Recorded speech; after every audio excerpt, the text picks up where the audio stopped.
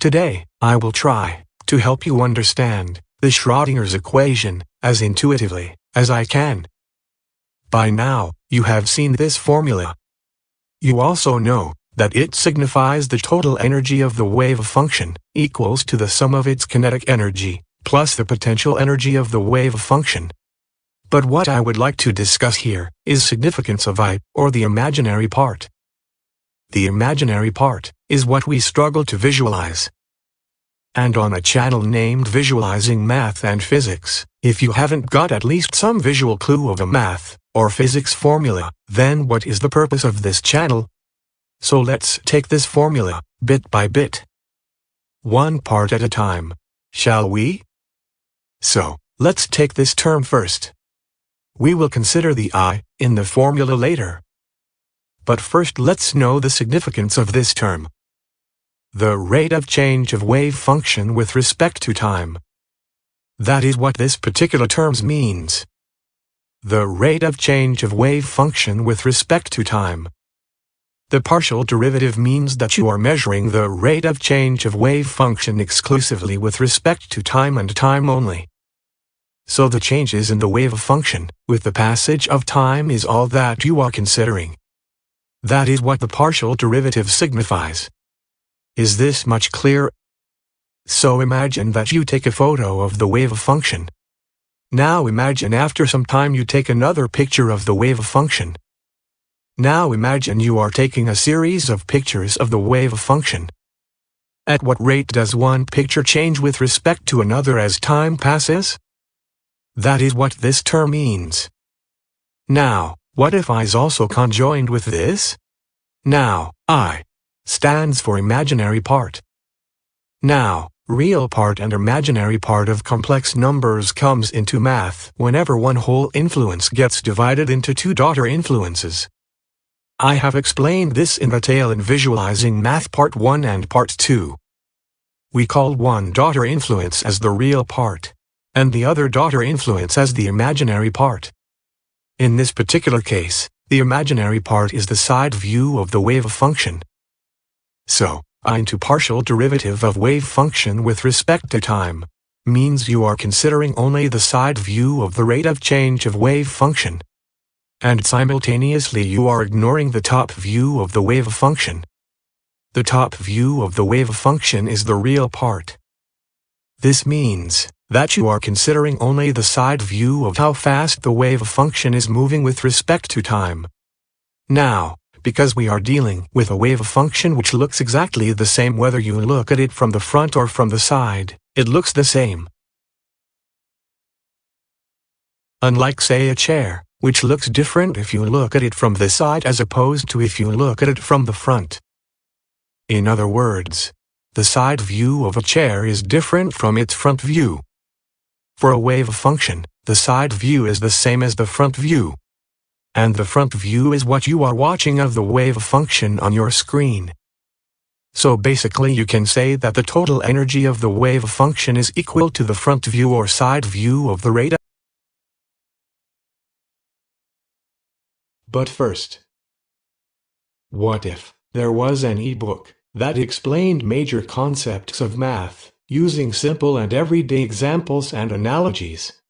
What if sine theta is a measure of how much perpendicular two forces or objects or influences are with respect to each other?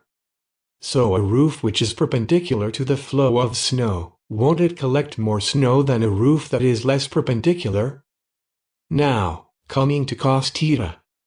Cos is a measure of how much parallel two forces or objects or influences are with respect to each other. Say two forces push a drum. Won't the maximum effect be when these forces are acting parallel to each other? Complex numbers. They come into math whenever one parent force or influence gets divided into two daughter influences. You can call one daughter influence as the real part and the other daughter force as the imaginary part. What if the base of logarithms is the rate at which change takes place? What if log of a number gives you the cause for every effect? In calculus, dx means keep adding along the x-axis. D means keep adding along the y-axis. Doesn't means keep adding along the z-axis. D theta means keep adding along a vertically curved plane. Deep psi means keep adding along a horizontally curved plane. DH means keep adding along increasing height. Doctor means keep adding along increasing radius. Also, what if integration and differentiation are reverse processes of each other? Add disks one above another along a height, you get a cylindrical structure. Thoughts integration. Remove disks along height, you get circles. Divergence is the rate of change of a quantity, for example heat, along the x, y and z axis simultaneously. What if curl is a measure of how much a field can make you spin? What if I, j and k in the formula indicate different planes of rotation? What if the diagonal of a matrix is the axis of rotation of a matrix?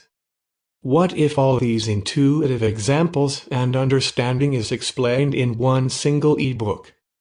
More such concepts explained intuitively. Link is given below in description. Of change of the wave function with respect to time. Likewise, the real part of the wave function will be the top view of the wave function. So the more you see the wave function changing with the passage of time, that means the more total energy the wave function has. This term that you are seeing now is the LHS of the Schrodinger's equation. Now let's go to the terms of the RHS of this equation. So rate of change of wave function with respect to x-axis is denoted as the single partial derivative with respect to x. And rate of change of wave function is what is denoted as the double partial derivative with respect to x. If there is a rate of change, that means we are dealing with a curved graph. Also, it can be shown as a double derivative. So this term is the rate of change as you move along the x-axis. This means that the slope of the wave function graph will be curved. This is because the rate of change with respect to x-axis has another intrinsic rate of change within itself. Very similar to how velocity is rate of change of distance and acceleration is rate of change of velocity.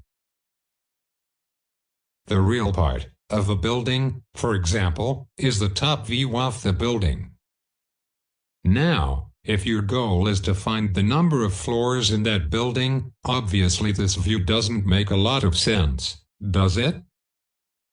For that, you need the front view of the building.